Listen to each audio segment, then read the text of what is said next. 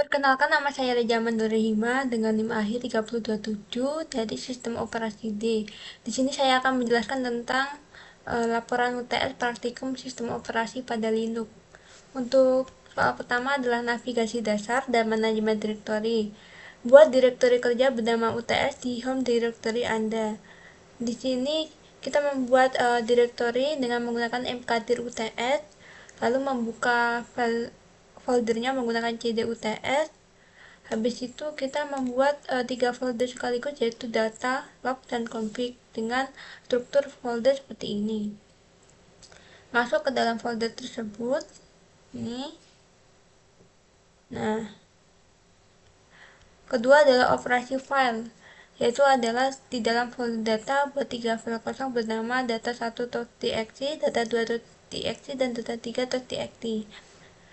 Di sini menggunakan tools data1.txt, data2.txt, dan data3.txt.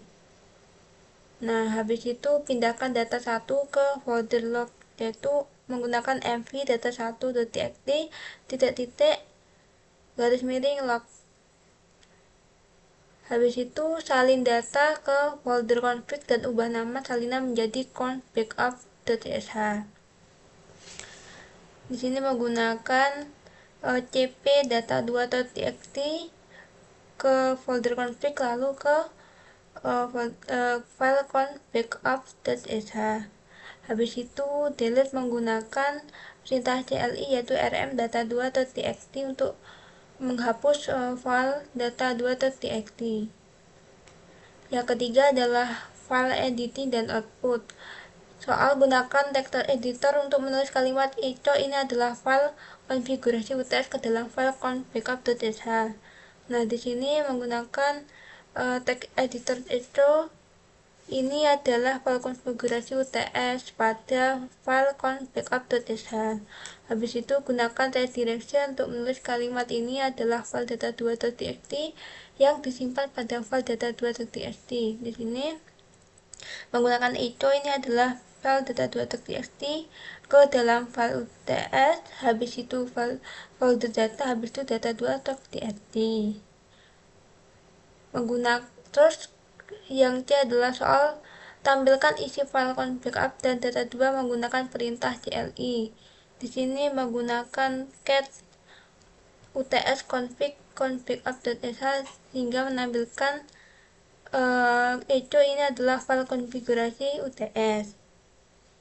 Nah, yang D adalah soal tambahkan teks baris tambahan ke akhir file data2.txt menggunakan test direction. Nah, ini echo baris tambahan UTS data2.txt. Habis itu tampilkan teks terakhir dari data2.txt, yaitu menggunakan tile min n 1 dalam YouTube folder UTS data, habis itu file data2.txt. Yang keempat adalah hak akses dan perizinan. Soal tampilkan hak akses semua file di direktori UTS data dikterinya. Screenshotnya di sini menggunakan perintah ls min lr dalam folder UTS, yaitu di sini terdapat folder config, data, dan log beserta perizinannya. Nah, ini total 4, total 0. Ini mengetahui folder UTS beserta subfolder lainnya.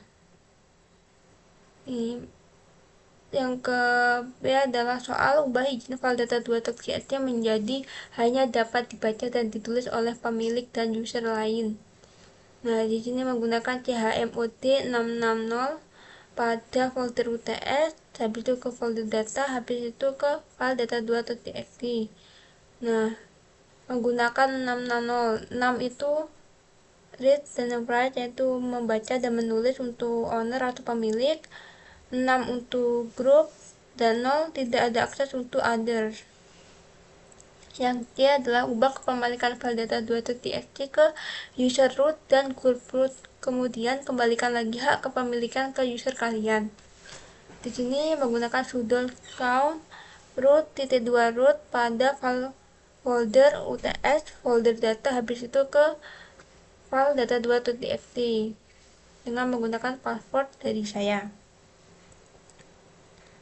Nah, ini mengubah kepemilikan file data2.txt lalu mengembalikan hak kepemilikan ke nama userku menggunakan count. Nah, ini ada sudah count manda tidak manda. Ubah hak akses config of sh dan kemudian coba eksekusi. Ini menggunakan hak akses CAHMOD plus X, yaitu menggunakan sudo count root tidak 2 root, habis itu mengubah hak kepemilikan ke nama userku manda lalu dieksekusi.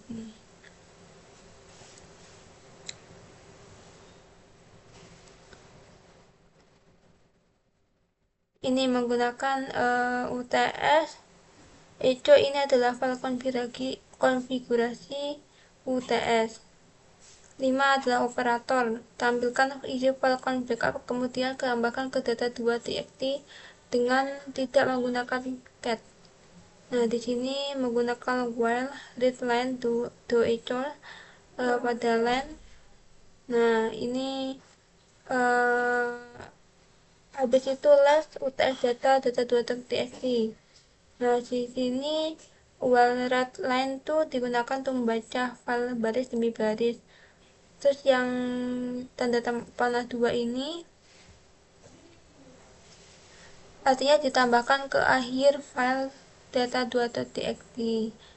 Terdapat bahwa isi file config terdapat pada file data2.txt. B. Jalankan dua perintah bebas yang menerapkan operator OR di dalamnya. Di sini saya menggunakan mkdir UTS, yaitu membuat file test. Jika benar maka foldernya tidak menampilkan pesan, namun jika salah akan menampilkan folder sudah ada atau gagal dibuat. Di sini berarti foldernya belum ada. Kedua adalah cd atau membuka UTS not exist. Nah, jika tidak didapat maka akan menampilkan itu gagal masuk karena folder tidak ada. Di sini menampilkan pesan bahwa gagal masuk karena memang tidak ada file not exist di dalam folder tersebut. Yang C adalah soal tampilkan total kata di data2.txt dan tampilkan data 2 menggunakan operator N. Di sini menggunakan wisi WUTS data2.txt dan plus yaitu untuk menampilkan data2.txt. Di sini menampilkan output bahwa ada 11 kata. Lalu ini adalah output dari filenya, yaitu ini adalah file data2.txt baris tambahan dan echo ini adalah file konfigurasi UTS. 6. Pencarian dan link. Soal cari semua file yang berakhiran .txt dalam UTS. Di sini menggunakan perintah find dalam folder UTS dengan type .txt. Di sini terdapat 3, yaitu data1.txt, data3.txt, dan data2.txt. Yang B adalah buat simbolik link ke file data3.txt dan beri nama shortcut data3.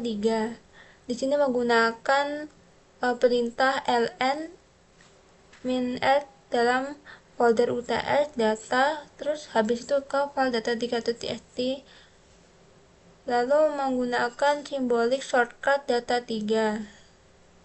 Nah, ini file ASCII yang akan ditarget, yang akan di link.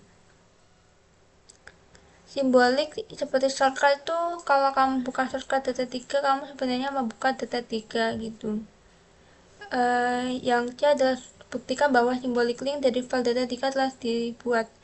Di sini menggunakan ls-l UTS shortcut data3. Jadi di sini menampilkan file data3.txt,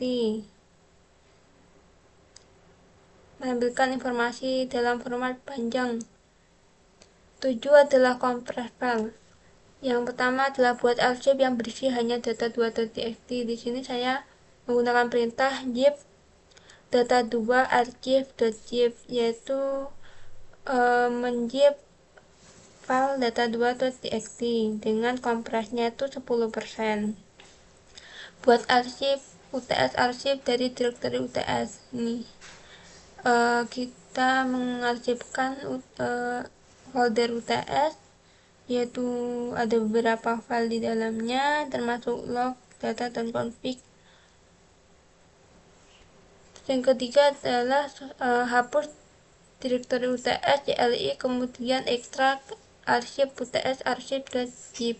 Nah, di sini dihapus dulu folder UTS-nya, habis itu kita mengekstrak arsipnya yang sebelumnya telah dibuat. Nah, ini menghapus lalu mengekstrak file zip directory saat ini. Sekian penjelasan dari saya. Wassalamualaikum warahmatullahi wabarakatuh.